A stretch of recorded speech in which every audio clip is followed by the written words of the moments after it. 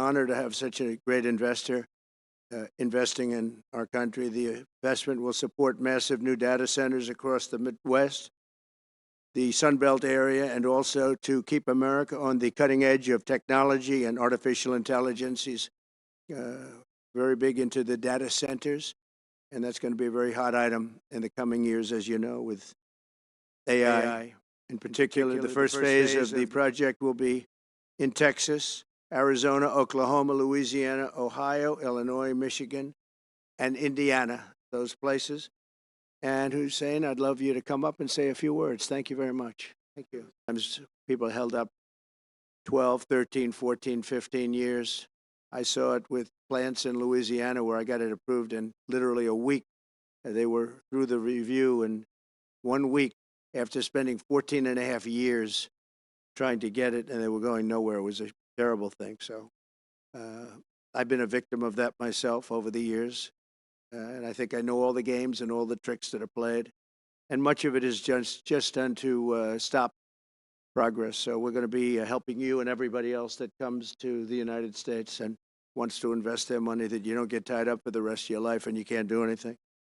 This commitment further underscores that many of the greatest business leaders on earth are seeing a very bright economic future for America since the election. As you know, a lot of positive things have happened.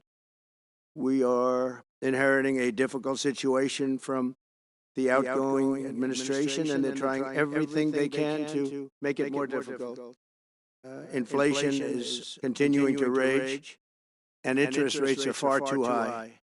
And I've been disappointed to see the Biden administration's attempt to block the reforms of the American people and that they voted for. We had a landslide election. We won every swing state. We won the popular vote by millions and millions of people. Nobody even knows how many people, millions. And they're still counting in some areas. You know, they're still counting the vote in some areas. Can you believe this? What a place. What a horrible place. One of the things we're going to do is we've got to fix the elections so that we get honest counts and they get done by 10 o'clock in the evening or something thereabouts. They have places where they're still counting votes. President Biden's actions yesterday on offshore drilling, banning offshore drilling, will not stand. I will reverse it immediately. It'll be done immediately. And we will drill, baby, drill. And we're going to be drilling in a lot of other locations. And the energy costs are going to come way down. They'll be brought down to a very low level. And that's going to bring everything else down. That's what caused it to go up, along with the ridiculous spending on the Green New scam. All this money, trillions of dollars. It's like throwing it right out the window, what they're doing. And they're trying to spend so much now. They're just taking money and giving it to anybody that wants it for any project at all, if it's certified under the Green New scam. And they don't work, and it's too expensive. And, you know, they told me that we're going to do everything possible to make this transition to the new administration very smooth. It's not smooth because they're doing that. They're playing with the courts, as you know. They've been playing with the courts for 4 years, probably got me more votes because I got the highest number of votes ever gotten by a Republican, by far, actually, by a lot.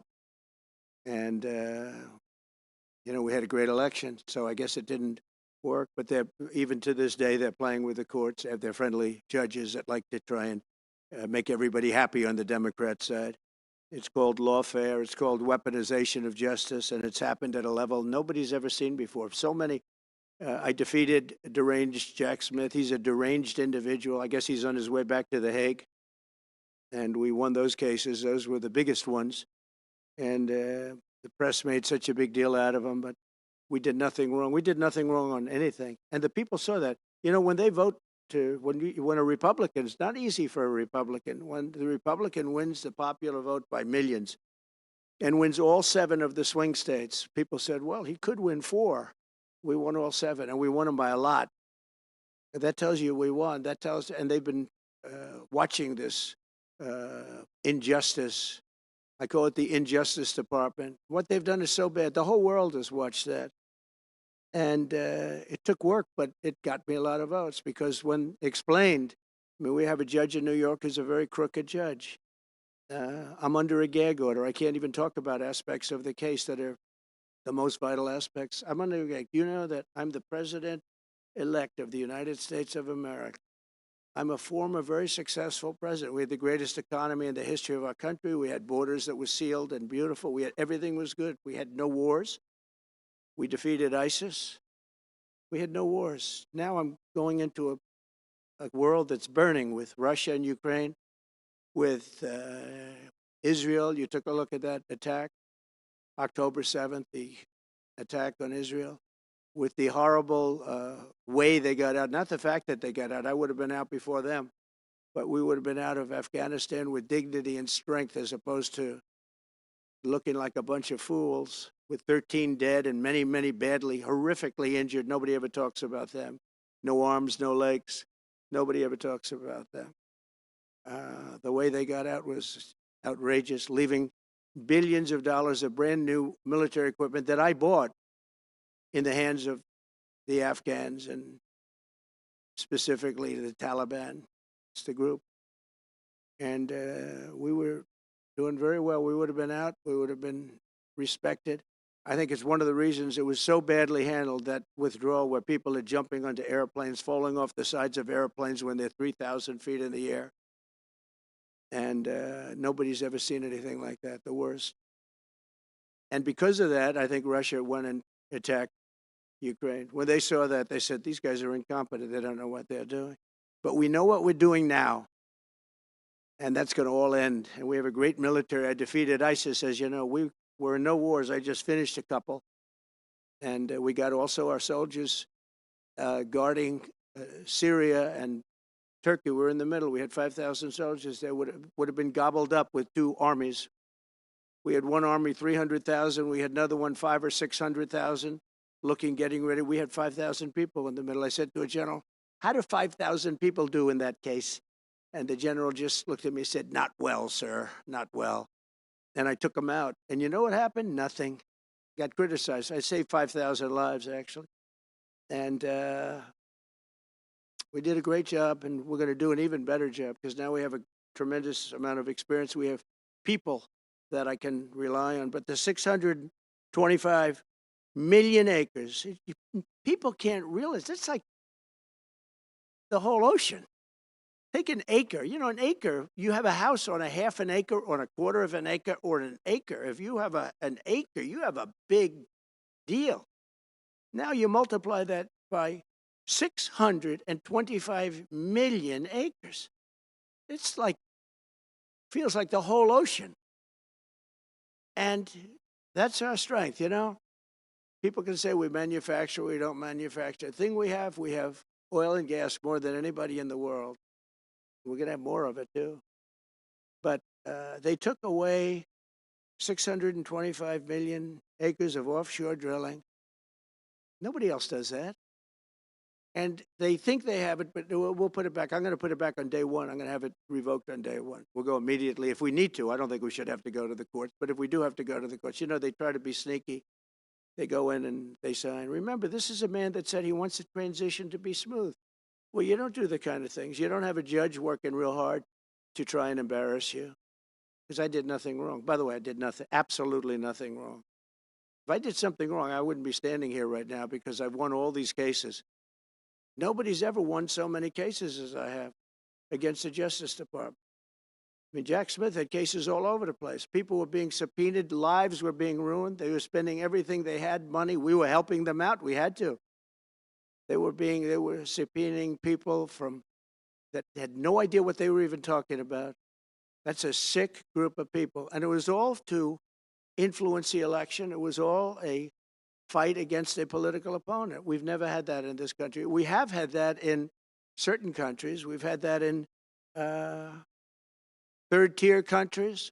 We've had that in banana republics, but we've never had that in a place like the United States. I don't even know if it's been on a small level. I'm sure it has been on a small level, but this was the largest level ever. They brought this moron out of The Hague. He's a mean guy. He's a mean, nasty guy. His picture was perfect, because you look at his picture, you say, that's a bad guy, with his robe, his purple robe.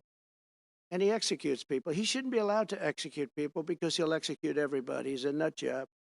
But we won all of those cases with him. And, I mean, I don't know the judge in Florida, but we had a brilliant judge in Florida that saw right through it. And we won the case. She was a brilliant judge with great courage.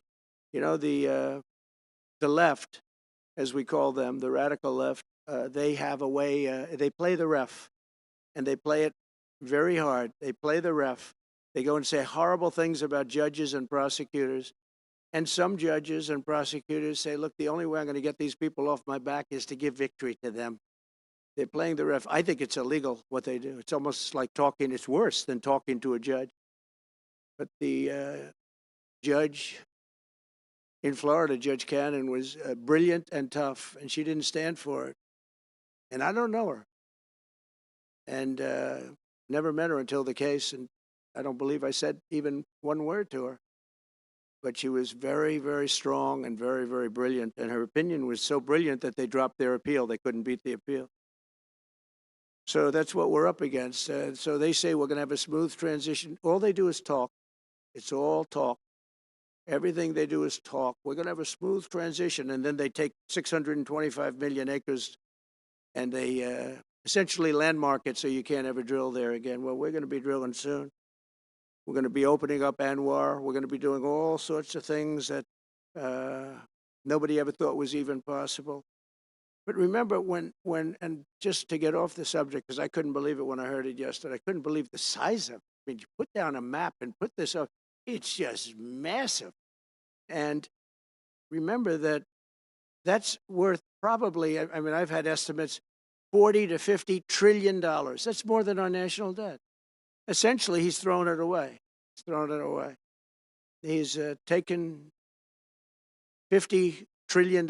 So if we owe $35 trillion, he's taken $50 trillion of value and thrown it right out the window. We can't do that. Nobody can do that. One other thing he did yesterday, which was in many ways worse. It's hard to believe it can be worse. He wants all gas heaters out of your homes and apartments. He wants them to be replaced by essentially electric heaters. I don't know what it is with electric. This guy loves electric. We're going to be ending the electric car mandate quickly, by the way. This guy loves electric. And we don't have enough electricity. And then we have AI where we need more. And he wants everybody to have an electric heater instead of a gas heater. Gas heater is much less expensive. The heat is much better. It's a much better heat. As the expression goes, you don't itch. Does anybody have a heater where you go and you're scratching? And that's what they want you to have. They don't want you to have gas where you don't have the problems of the electric. And the source is plentiful. They're much cheaper to operate. They're much better. They work much better. They look much better. 60% of homes and apartments have gas heaters. He wants them all removed quickly. These people are crazy. There's something wrong with them. There's something wrong with them. They also want to go back, and they have already started that, to when you buy a faucet, no water comes out because they want to preserve. Even in areas that have so much water, you don't know what to do. It's called rain. It comes down from heaven. And they want to do, no water comes out of the shower. It goes drip, drip, drip. So what happens? You're in the shower 10 times as long, you know. No water comes out of the faucet. You want to wash your hands. They want to go back to even stronger than what they have right now. As you know, I ended that policy.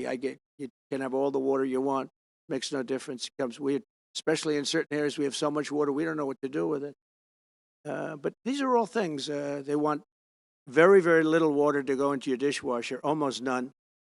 And you know what people do? They just keep pressing, keep it going. They end up using more water.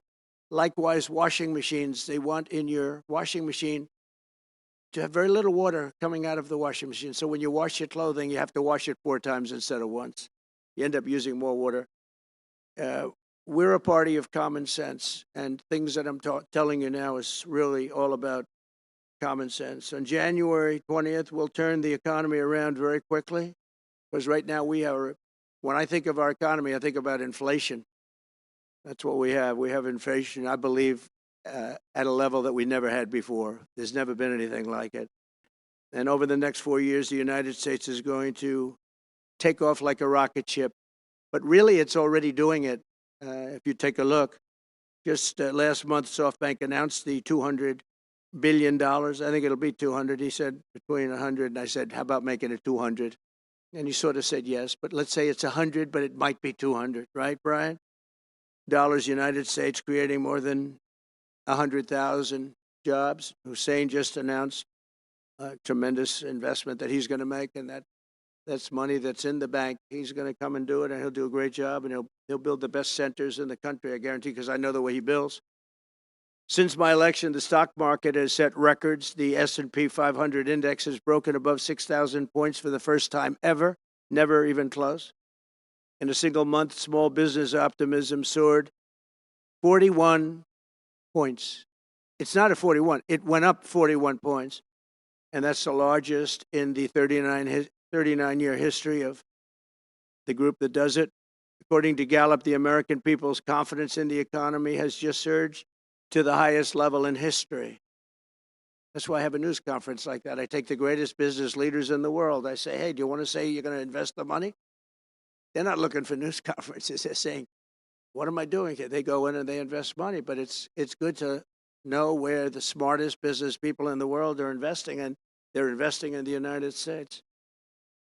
So we've done this all in 2 months of not being there. We haven't been there.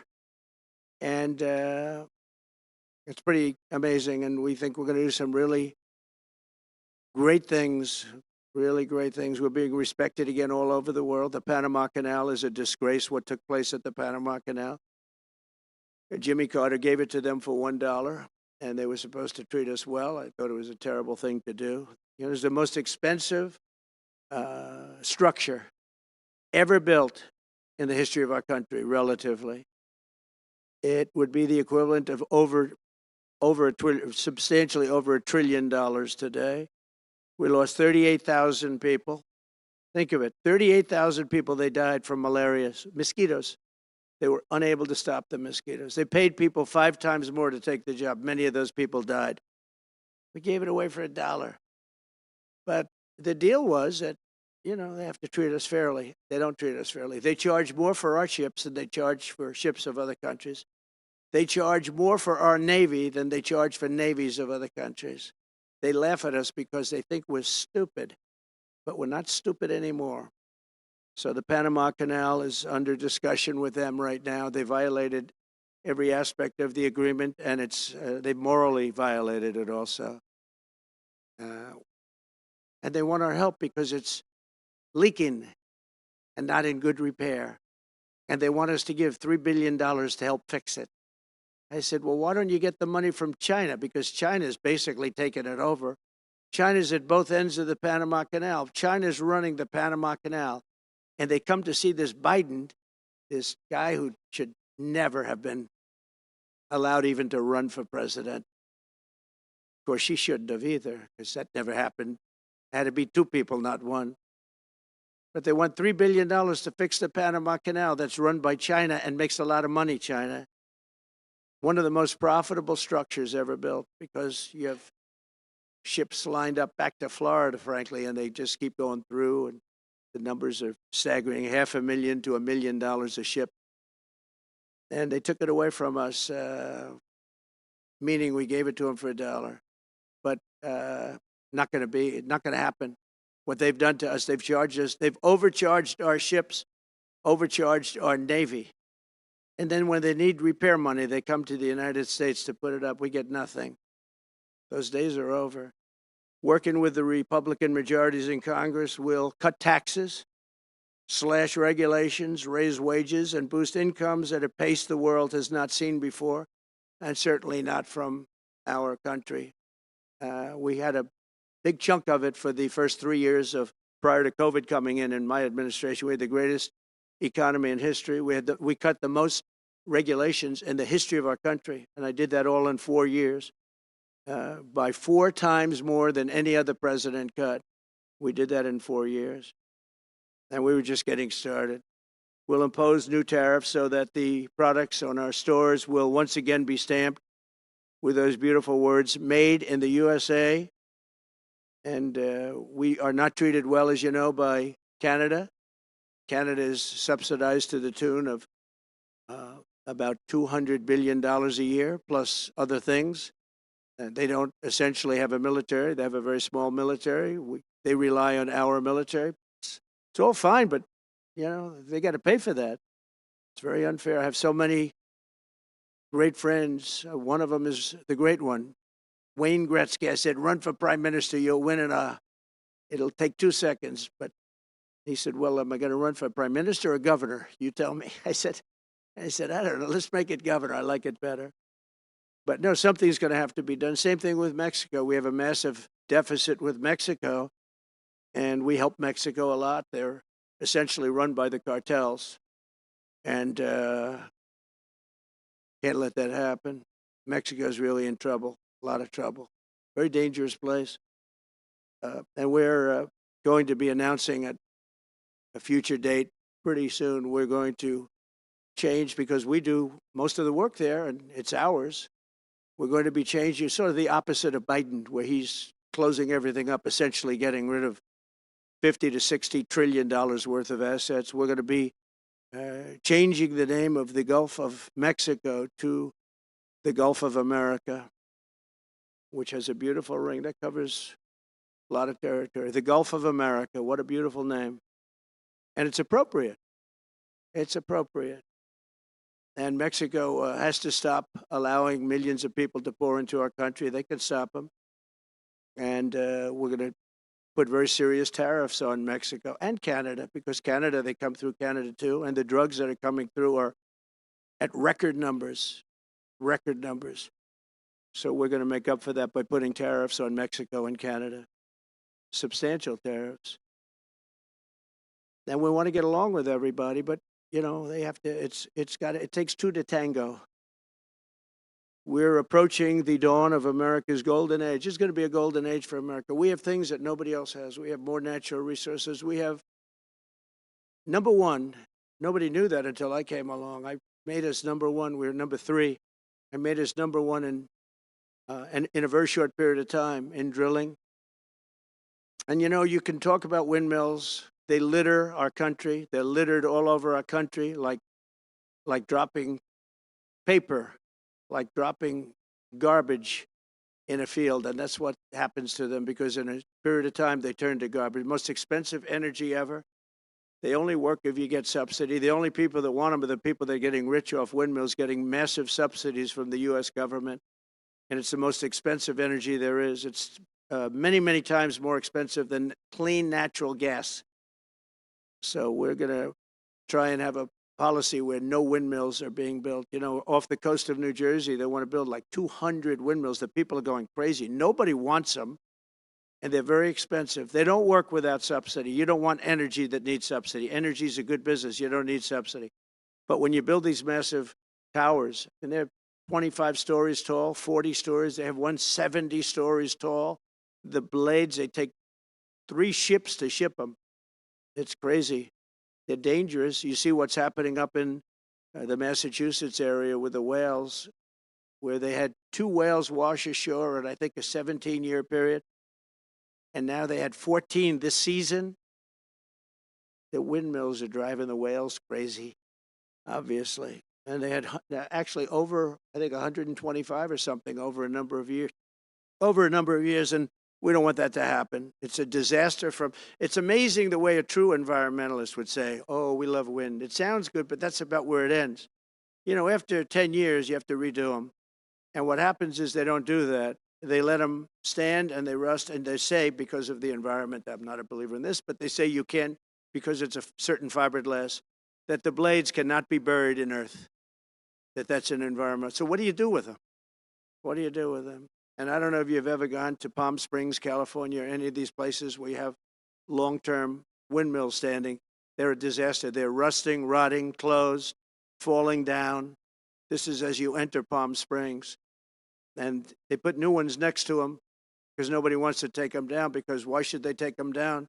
It's very expensive to take them down. And you can't do anything with them because the blades, you can't bury them because of the environmental protection. We'll look at that. Doesn't make sense, but that's what they say. So we are at the beginning of a great beautiful golden age of business. And I think we're also at a golden age of common sense, because everything I'm saying to you, from a simple water faucet that doesn't allow water to come out appropriately, to all of the other elements of what we do and what we're going to do, to take $50 to $60 trillion off our country's balance sheet because some man that has no idea what he's doing has no idea. You know it, I know it, the Democrats know it. What they did is a crime by allowing that to happen. And I'll bet you, if you asked him today, how much acreage did you submit? Essentially, did you destroy? You destroyed the economic viability of drilling in the ocean. And with AI coming along and all, you know, a lot of people don't realize that AI is going to be a big thing, but you'll need double the electricity at least that we have right now. So right now we produce electricity for many, many different things. AI is a very big deal in terms of the future. China is already building electric facilities, big, bold electric facilities. And you know how they're being fired up? With coal. They're being fired up with coal. And we're going to build bigger and better ones. People like Hussein that are doing the same thing as he is. I'll bet they don't do it as well because I know how he does it, but they're doing a lot of things. The problem is they can't get their permits because I say build the plant with the building. So with the structure, build the plant, because if you go into grid, the grids are old. So they said, that's a great idea. In other words, build your electric facility alongside of your plant. And you could have extra output if you want, because once you build it, you can make it larger pretty inexpensively. You could have extra output, which you'll sell to the public, but build it with the plant, and people are loving that idea. So we're going to have a lot of fun making America great again, and it's going to happen, I think, very, very quickly. It's already happened. So I would say this, and this has been pretty openly reported by the news. There's never been anything like what's happened in the list since we won the election. Couple of months since we won the election, the whole perception of the whole world is different. People from other countries have called me. They said, thank you. Thank you. The perception of the whole world is different. We're going to have to settle some big problems that are going on right now. We're going to have to settle up with Russia, Ukraine. That's a disaster. I look at numbers every week, the number of people being killed in that war. People don't know, mostly soldiers now. But the towns have been obliterated. This was a Biden fiasco that that should have never happened. If we had a real president, if we had a president that knew what he was doing, Russia would have never, ever gone in. But they did go in, and we have a mess. The cities are all blown up. The people have largely left. And the soldiers are killing each other at levels that haven't been seen since the Second World War. So we'll have to get that one straightened out, too. That's a tough one. Much tougher than it would have been before it started, I can tell you that. The deal could have been made just by an average deal maker. Deal could have been made on that. So thank you all for coming. We'll take a couple of questions. Yeah. Go ahead, please. Thank you. I wanted to touch the world on fire. Let's start, if you could, with your reference to Greenland and the Panama Canal, so forth. Can you assure the world that as you try to get control of these areas, you are not going to use military or economic coercion? No. And can you tell us a little bit about what your plan is? Are you going to negotiate a new treaty? Are you going to ask the Canadians to hold a vote? What is the strategy? Yeah. I can't assure you, you're talking about Panama and Greenland. No, I can't assure you on either of those two. But I can say this, we need them for economic security. The Panama Canal was built for our military. I'm not going to commit to that. It might be that you'll have to do something. Look, the Panama Canal is vital to our country. It's being operated by China. China. And we gave the Panama Canal to Panama. We didn't give it to China. And they've abused it. They've abused that gift. It should have never been made, by the way. Giving the Panama Canal is why Jimmy Carter lost the election, in my opinion, more so maybe than the hostages. The hostages were a big deal. But if you remember, and nobody wants to talk about the Panama Canal now because, you know, it's inappropriate, I guess, but because it's a bad part of the Carter legacy. But He was a good man. Look, he was a good man. I knew him a little bit, and he was a very fine person, but that was a big mistake. Giving the Panama Canal to Panama was a very big mistake. We lost 38,000 people. It cost us the equivalent of $1 trillion, maybe more than that. Probably the most expensive, they say it was the most expensive structure, if we call it a structure, which I guess you can, ever built.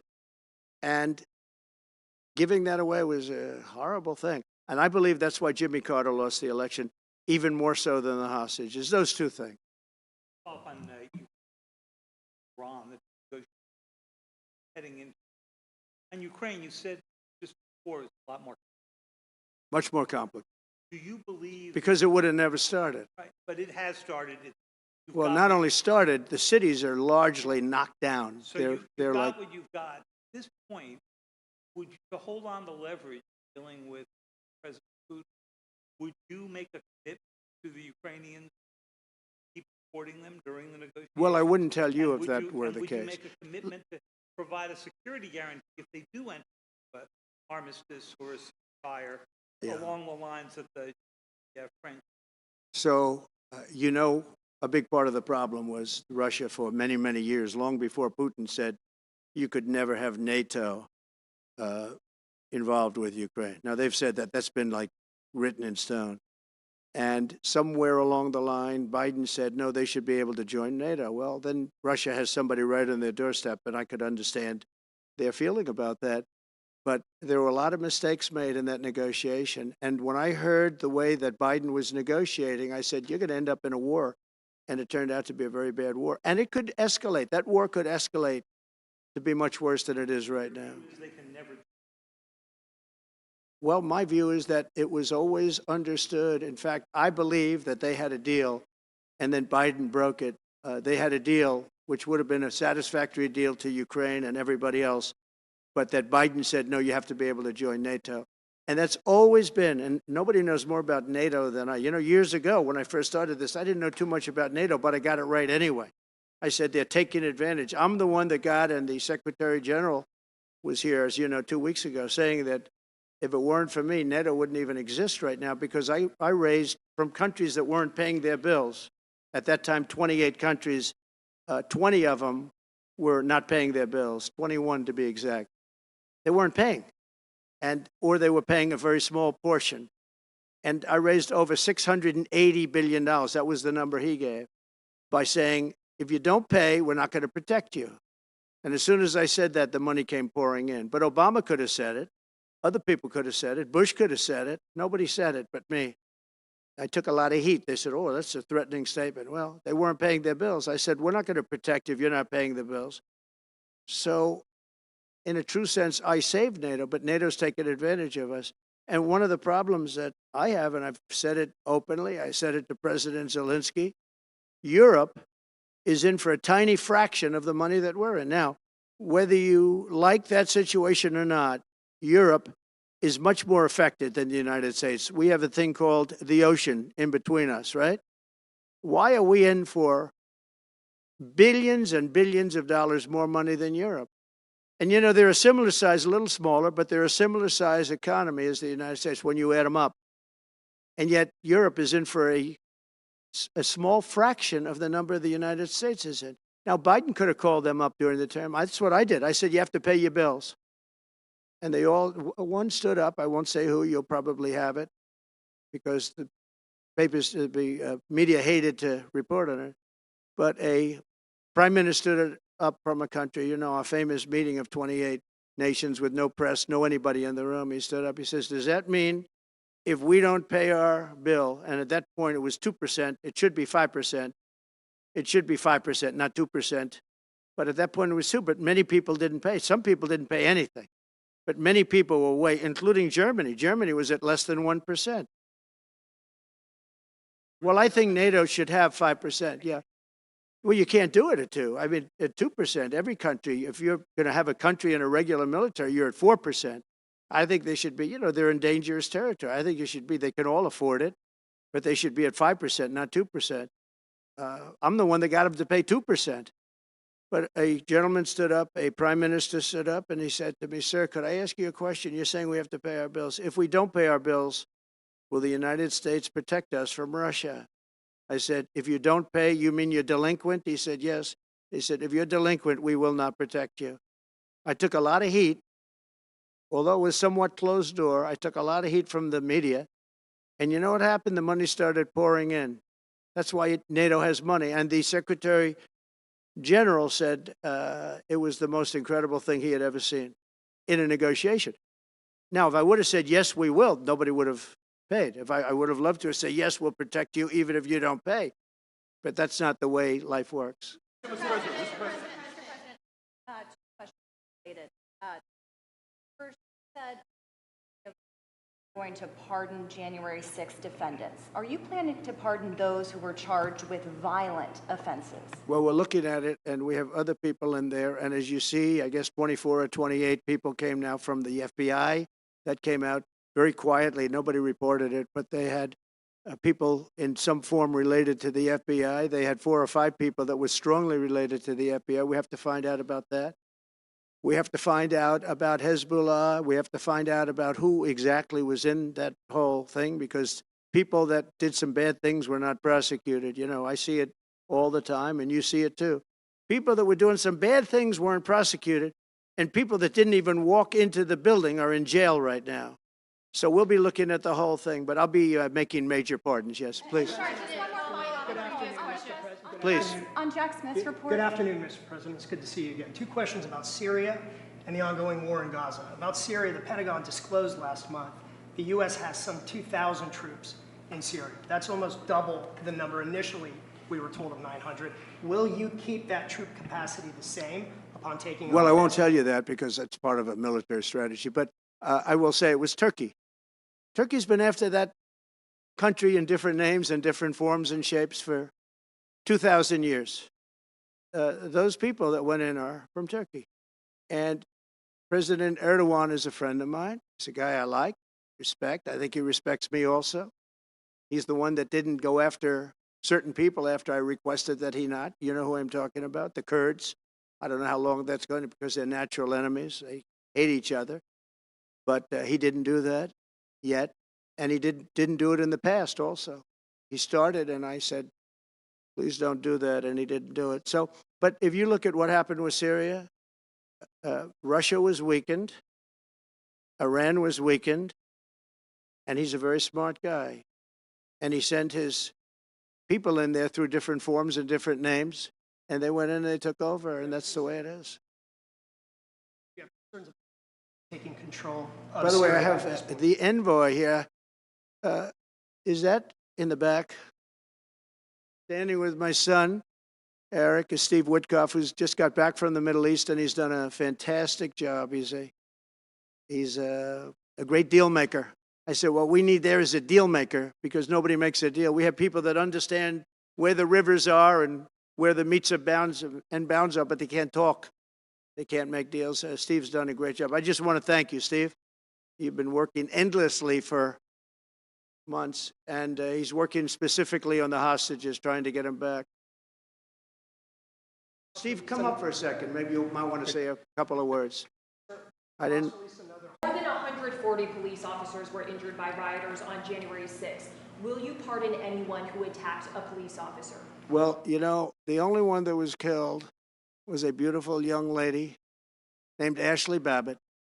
She was killed, and there was actually somebody else that was killed, also a MAGA person, but people don't give it 100% credibility. I'm going to find out about it, and we're going to find out. But Ashley Babbitt was killed. She was shot.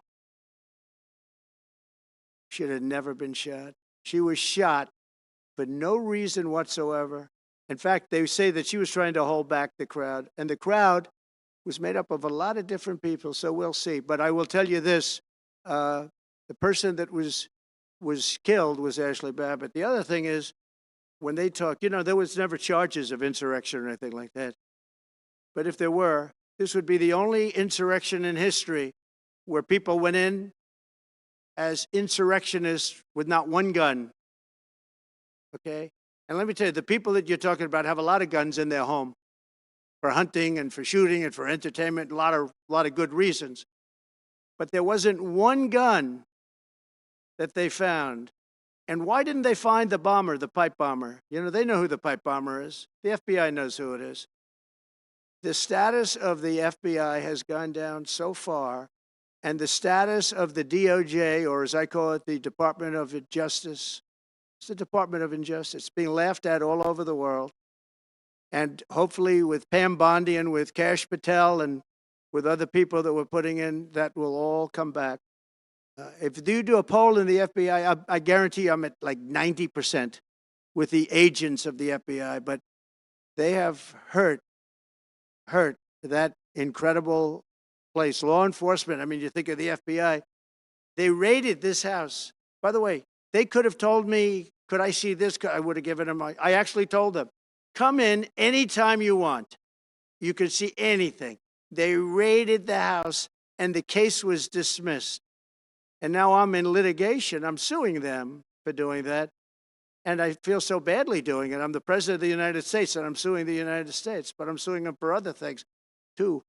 The FBI has gone so, its reputation has been so horribly hurt between Comey, who is the worst, and all of the others. What's happened to the FBI is, and we're going to make it great again. We're going to make the FBI great again. We're going to make the Department of Justice fair and strong, but fair again. Because all they did was attack me because I'm their political opponent. And that includes with local judges like Marshawn. You ought to find out. Ask them, why do I have a gag order where I'm not allowed to speak? Think of it. I'm the president of the United States, and I'm not allowed to speak. Why? Because if I did speak, people would understand the scam. It's a scam. And we have very dishonest judges, and New York judges are very bad. We had one that valued this house at $18 million because it was good for their case. He actually valued that chandelier is worth more than $18 million. He valued this house as $18 million. And we have another one who was so nasty, so horrible, such a brute, a most vicious, vile person. These are New York judges. But we've won most of the cases, so we're very happy about that. Please. Back on Greenland, your position is clear, but have you directed your staff to take any specific actions to draw plans? And can you elaborate again? You didn't rule out military coercion. Well, we need Greenland for national security purposes. I've been told that for a long time, long before I even ran. I mean, people have been talking about it for a long time. You have approximately 45,000 people there. People really don't even know if Denmark has any legal right to it. But if they do, they should give it up because we need it for national security. That's for the free world. I'm talking about protecting the free world. You look at, you don't even need binoculars. You look outside, you have China ships all over the place. You have Russian ships all over the place. We're not letting that happen. We're not letting it happen. And if Denmark wants to get to a conclusion, but nobody knows if they even have any right, title, or interest. The people are going to probably vote for independence or to come into the United States. But if they did do that, then I would tariff Denmark at a very high level. Acquisition? I mean, are you actively No, we're pursuing not at that stage, but we have people. I haven't even entered office yet. some criticism and a lot of attention for some of his actions and provocative statements about foreign affairs, including in Europe. Your reaction to that, is that appropriate for... You mean where he likes people that tended to be conservative? I don't know the people. I can say Elon's doing a good job, very smart guy. I don't know the people you're talking about. He was, I know he said some negative things about a couple of people that are running for office, but that's not so unusual. Yes, please. I wanted to ask you about Ukraine and Putin. How soon do you anticipate going to meet with Putin to discuss the Ukraine situation? Well, I can't tell you that, but I know that Putin would like to meet. I don't think it's appropriate that I meet until after the 20th, which I hate, because, you know, every day people are being, many, many young people are being killed, soldiers. You know, the land is very flat, and hundreds of thousands of soldiers from each, many hundreds of thousands from each side are dead, and they're laying in fields all over the place. Nobody to even collect. There's landmines all over. It's a disaster. But it's very flat. It's great. It's farmland, and it's very, very flat. And the only thing that stops a bullet is the human body. And the human body is stopping a lot of bullets. Within the I hope first so. 3 to 6 I hope to have 6 months. No, I would think, I hope long before 6 months. Look, Russia's losing a lot of young people, and so is Ukraine. And it should have never been started. That's a war that should have never happened. I guarantee you, if I were president, that war would have never happened. Would you like to nominate to replace Michael Barr as vice chair of the board? I'll be announcing somebody. Mr. President, if we were to work under the assumption that you're serious about making Canada 51st state of the United States, the leader of the Conservative Party in Canada said, under no circumstance will it ever be the 51st state. Maybe he won't win, but maybe he will. I don't care. You had suggested. Listen, I don't care what he says. But Sir, real fast, you said you were considering military force to acquire Panama and Greenland. Are you also considering military force to annex and acquire Canada? No, economic force. Because Canada and the United States, that would really be something. You get rid of that artificially drawn line, and you take a look at what that looks like. And it would also be much better for national security. Don't forget, we basically protect Canada. But here's the problem with Canada. So many friends up there. I love the Canadian people. They're great. But we're spending hundreds of billions a year to protect it. We're spending hundreds of billions a year to take care of Canada. We lose in trade deficits. We're losing massive. We don't need their cars. You know, they make 20% of our cars. We don't need that. I'd rather make them in Detroit. We don't need the cars. We don't need their lumber. We have massive fields of lumber. We don't need their lumber. We have to unrestrict them because stupid people put, restrictions on, but I can do that with an executive order. We don't need anything they have. We don't need their dairy product. We have more than they have. We don't need anything. So why are we losing $200 billion a year and more to protect Canada? And I said that to, as I called him, Governor Trudeau. I said, listen, what would happen if we didn't subsidize you, if we didn't, because we give them a lot of money. We help them. As an example, we're buying icebreakers, and Canada wants to join us in the buying of icebreakers. I said, we don't really want to have a partner in the buying of icebreakers. We don't need a partner. But no right. Nope, no right. Here's what we have. We have a right not to help them with their financial difficulties because we owe $36 trillion too. We're going to start knocking it out pretty fast, but we're going to be able to do it because of energy and other things. But no right. No right. But why are we supporting a country, $200 billion plus a year? Our military is at their disposal. All of these other things, they should be a state. That's why I told Trudeau when he came down, I said, what would happen if we didn't do it? He said Canada would dissolve. Canada wouldn't be able to function if we didn't take their 20% of our car market. They send us hundreds of thousands of cars. They make a lot of money with that. They send us a lot of other things that we don't need. We don't need their cars, and we don't need the other products. We don't need their milk. We got a lot of milk. We got a lot of everything, and we don't need any of it. So I said to him, well, why are we doing it? He said, I don't really know. He was unable to answer the question, but I can answer it. We're doing it because of habit, and we're doing it because we like our neighbors, and we've been good neighbors, but we can't do it forever, and it's a tremendous amount of money. And why should we have a $200 billion deficit and add on to that many, many other things that we give them in terms of subsidy? And I said, that's okay to have if you're a state. But if you're another country, we don't want to have it. We're not going to have it with European Union either. European Union, we have a trade deficit of $350 billion. They don't take our cars. They don't take our farm product. They don't take anything. And so we're not going to have it with them either. Brian, go ahead. Yes. Happy New Year, by the way. Thank you. We have some breaking news. You may not be aware of this, but it looks like Canon has blocked the DOJ from releasing the Smiths report until further court proceedings. Get your thoughts on that. Wow, that's a big story. Yeah. So if I get it right, the fake witch hunt started by the DOJ having to do with books and records, and Biden had many more, and he wasn't protected by the Presidential Records Act, I was. But all of that fake stuff that took the lives of people, I mean, literally destroyed people. People are destroyed because of what they did, destroyed. but we got to be president. But Biden did it for 40 years. He did it when he was a senator. That was illegal. And they ruled it was illegal. How about that? They said, it's illegal, but he's unfit to stand trial. So he can stand and be president of the United States, but the prosecutor found that he's unfit for trial. I was going to use that as a major talking point, but I never got to use it because all of a sudden I had a new candidate who was also sort of unfit to stand trial, right? But so what you're saying is that the judge just blocked the, so Cannon was thrown off the case.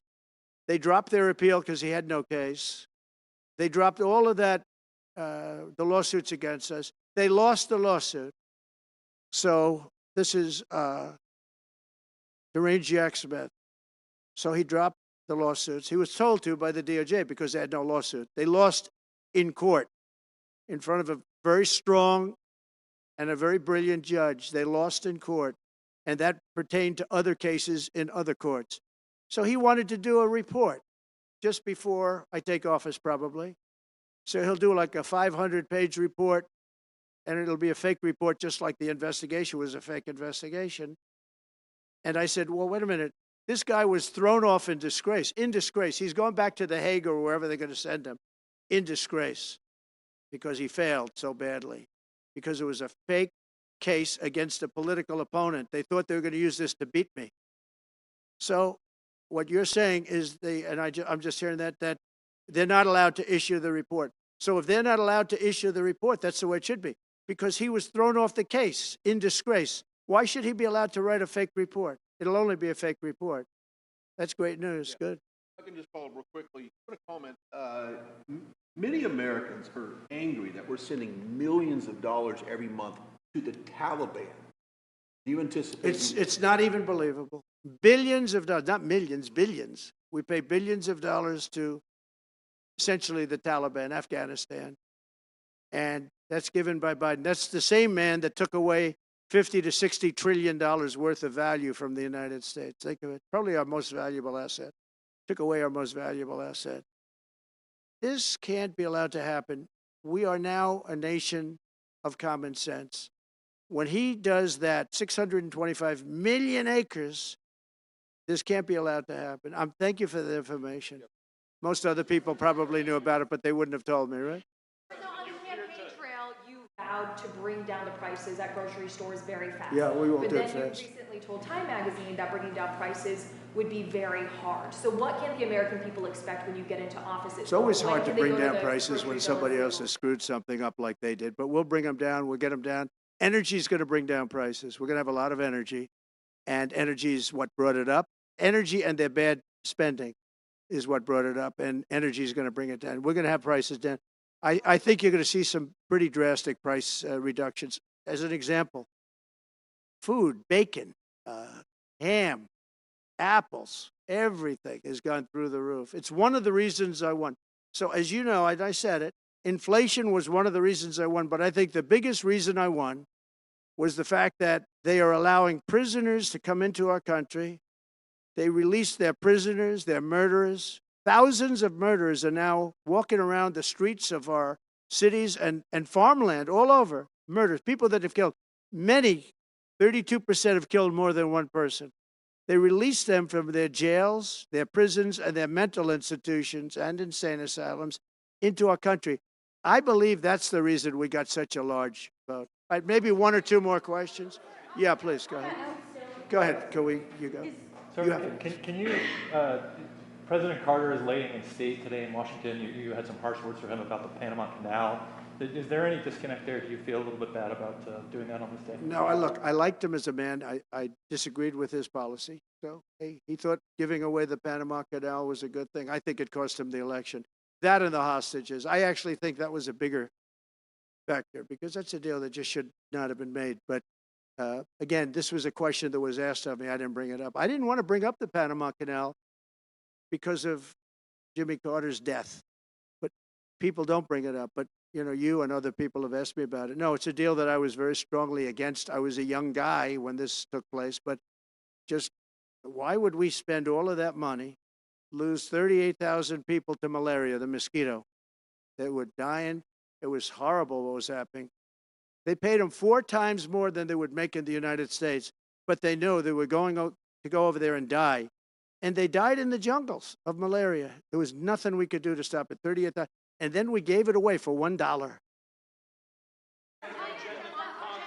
Without getting your agenda through Congress, you appeared to open the door in your radio interview yesterday for a 2-bill approach. Is it still your preference for one big, beautiful bill, as you have said? Well, I like one big, beautiful bill, and I always have, I always will. But if 2 is more certain, it does go a little bit quicker because you can do the immigration stuff early. Now, you have to understand, for immigration and for the wall, we won the case on the wall. You know, they tried to sell the wall for 5 cents on the dollar, by the way. And we had, fortunately, a judge that stopped that. But they were already discarding the wall. And 5 cents on the dollar. And you know what they were doing? They were calling us up and saying, we'll sell it back to you at 200 cents. In other words, double what we paid for it. So they were going to buy it from this guy for 5 cents on the dollar. They were making deals. And fortunately, we had a very smart judge that stopped it cold. I think he called for an investigation, too, and he should. But think of it. They were selling the wall that was exactly the wall that the Border Patrol wanted. That was designed by them. Steel, concrete, rebar, exactly as they want. Very, very heavy steel, very powerful steel, hard to cut. Very, very heavy, 7,000-pound concrete, which is a very strong concrete. Everything was top of the line. Very expensive. Would be double what we paid for it then, 6 years ago. But let me just tell you, they were selling it for 5 cents on the dollar to people, and those people were calling us, asking us to pay them 200 cents because it's a good deal because we can have it immediately. And you know what immediately is? Just leave it in place. No. The papers haven't written that, though. You know, that deal is like all the other things that these people do. These people either hate our country or they're very stupid. And I don't believe they're stupid because nobody can cheat on elections like they cheat and be stupid. They either hate our country or they're stupid. So remember what I said because nobody wants to report it. They were selling the wall for 5 cents on the dollar and trying to resell it back to us for 200 cents or less, but for 200 cents on the dollar. That's a nice return. Meta announced that it will stop putting fact checks on posts on its website. And Meta said today it would stop putting fact checks on its website and instead allow community to fact check. Well, I watched their news conference, and I thought it was a very good news conference. I think they've come a long way. Meta, Facebook. I think they've come a long way. I watched it. The man was very impressive. I watched it. Actually, I watched it on Fox. I'm not allowed to say that. Say it? Do you think he's directly responding to the threats that you have made to him in the past? With these Probably. officials? Yeah, probably. The last time you were here, you were asked a question about the U.S. possibly launching a preemptive strike on Iran. You said you wouldn't answer that question. On who? Obviously, on Iran. The U.S. launching a preemptive strike on Iran's nuclear facilities. And I said, I don't talk about it. It's a military strategy. But it is a legitimate question. It's something that well, it's not really, because only a stupid person would answer it. Look, it's a military strategy, and I'm not answering your questions on military strategy. All right, one more. Brian, go ahead. Brian? Could you give us a preview of what you might be talking to leaders of Congress who are expected to come here in the next couple of days? And you've got a very supportive Congress behind you. Yeah, they're great. So we have a wonderful Republican Congress. We have a leader that I have a lot of confidence in. I think he's going to be hopefully a great leader, a great speaker. And we have a leader, by the way, in the Senate I think has been great. John Thune has been doing a fantastic job. But it goes through the House first. And the question is whether or not we do the 2 bills or 1 bill. And, you know, look, I can live either way. I like the idea of the one big bill, but I can live either way. But they'll be coming down. The senators also will be coming down. And then ultimately we'll be meeting in the White House in a few weeks. But right now, this is the winter season. You know, they sort of call this the winter White House. It was built, I don't know if you know this, Marjorie Meriwether Post and E.F. Hutton built this. It was the greatest of all the estates in our country. And I saved it, and I got a lot of credit for saving it. Most of these big, great houses have been knocked down in Palm Beach, just about all of them, actually. And they, you know, you'd build 10 mansions on one site, but we saved it. But this was built as the Southern White House, and she gave it to the government. And By the way, Jimmy Carter gave it back. He said it's too expensive for the United States. So I didn't realize that. Real quick, I was just told. Actually, Jimmy Carter, Nixon was through Watergate. He came down. Nixon came here once, and he thought it was incredible. But he had a thing called Watergate, if anybody remembers that. And so he had other things on his mind, to put it mildly. And Jimmy Carter felt that it was too extravagant for the country. So fortunately for me, he gave it back to the foundation, and I bought it from the foundation. President, on reconciliation, some Republicans saying in trade for a massive bill that you and they share the interest in, they want to see big spending cuts. Do you agree with that? And what Well, I'm okay with spending cuts. I like spending cuts. I'm on the record for spending cuts. And the debt ceiling was given to us. It shouldn't have been, but it was put in our lap. And what I want in terms of debt ceiling isn't the ceiling. I just don't want to see a default. That's all I want. I never talked about spending more money necessarily than all I want to see is no default. Because nobody knows what would happen if there was a default. Could be 1929 and it could be nothing. But that was put into our lap. And it shouldn't have been, but it was. And so we'll handle it. But debt ceiling is not about raising a lot of money. It's really just about extending it. I just want to see an extension. On immigration, how much can you do by executive order? Are you planning to do on executive order when it comes to immigration? And how much do you want Congress to tackle this issue? And also on day one, well, I had the safest border in in the history of our country by far. You remember the famous chart that I brought down. I love that chart very much for a lot of reasons. But I have the safest border by far in the history of our country. And when I took it over, it was a mess. Nothing like it is now. This is 10 times worse. I got elected because of the border the first time. And I think I got elected largely because of the border the third time. And the second time I did equally well. Well, not as well as the last time, but I did very well. And I will say, this was too big to rig. You know the expression? Too big to rig. They couldn't do it. They tried, but they couldn't do it. I didn't get very much from Congress at all. I just said that we're being invaded, and I took the money out of the military. Much of the wall, I built over 500 miles of wall. Much of that wall was built through money that I put into the military. We took it out because we couldn't get things from Congress in those days, and we took it out.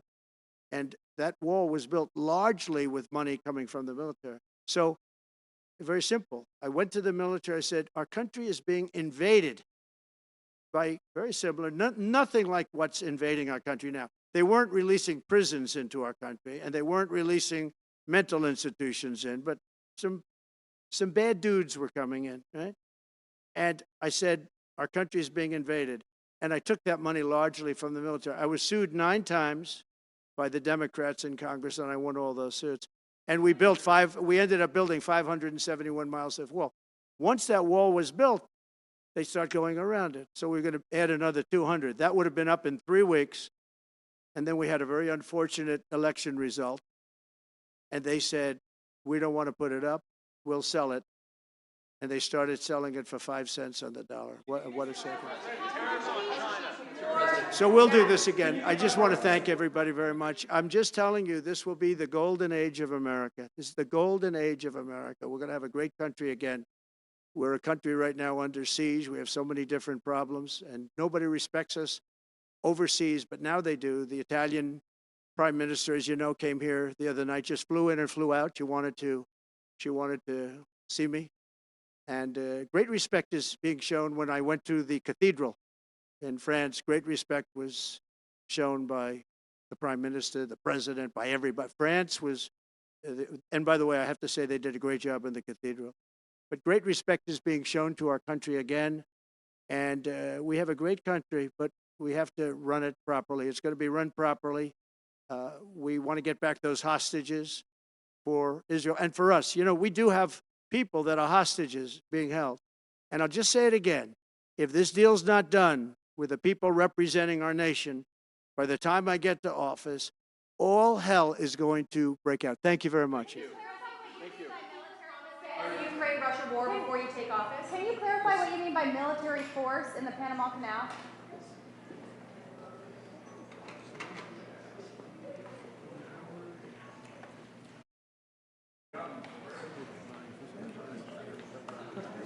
no one.